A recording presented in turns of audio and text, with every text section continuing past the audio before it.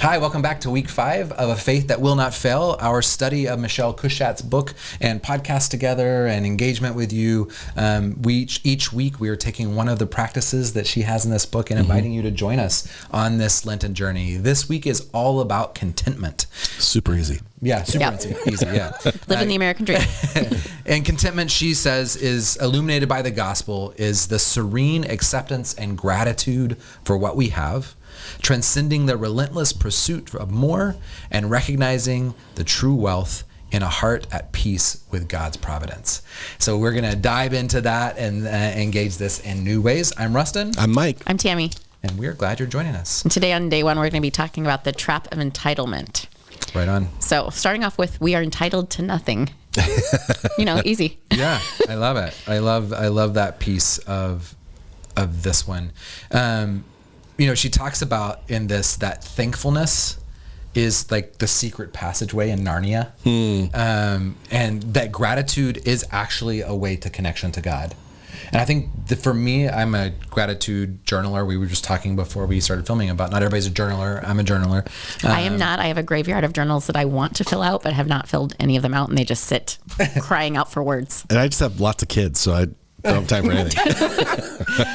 But for me, like one of the kind of consistent faith practices where I do feel connection to God is in just stopping at the end of my day and saying, man, I'm really grateful for this, and naming at least one thing. Sometimes I create a list, sometimes I don't, but it's a really good practice. I think, I think one of the crazy parts about this is because we all have kids. How entitled are your kids? Yes. Mine too. Like my kids are perfect, so I could teach you guys I'm glad a few they are, things. because I was kind of writing in the margin here, like, what are some things we expect? And if I ask that about myself or my kids, we have our things. No, we do. And I think, most of us have had an engagement where we've just poured out an abundance to our kids, and then they're like, well, what's next? Yeah, I want more. Or sometimes even the moment of enjoying the thing, it's like, oh, what's next? How many Christmas gifts did each of your kids get at Christmas? I don't want to talk about that out loud. Nope. I say with like 55 for each of my kids. It's ridiculous. But I think, I think this is like one of those spaces of, if it's true for our kids, it's probably true for us. Well, and it's true. Taught them this. Yeah. Well, it's true for our theology, right? I love the thing that she talks about here, turning prayer away from transactional engagement. I mean, how many times I know I do this, go to God with my list of requests and things that I need, and God, here's my checklist.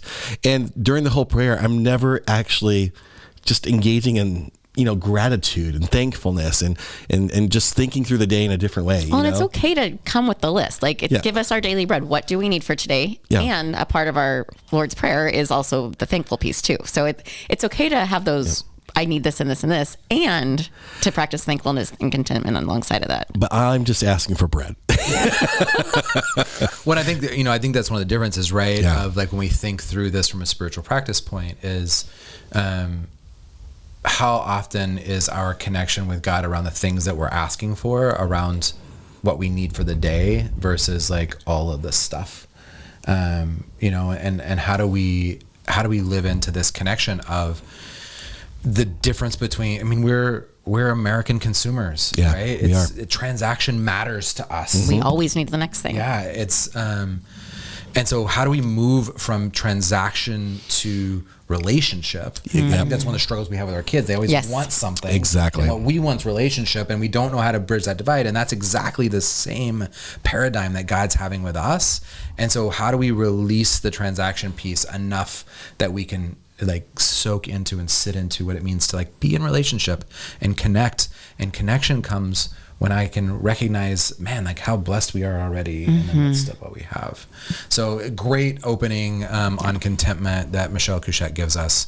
The 5-minute Devo for this week is set a 5-minute timer and think of all the ways that God has been good to you today, and then thank God for that.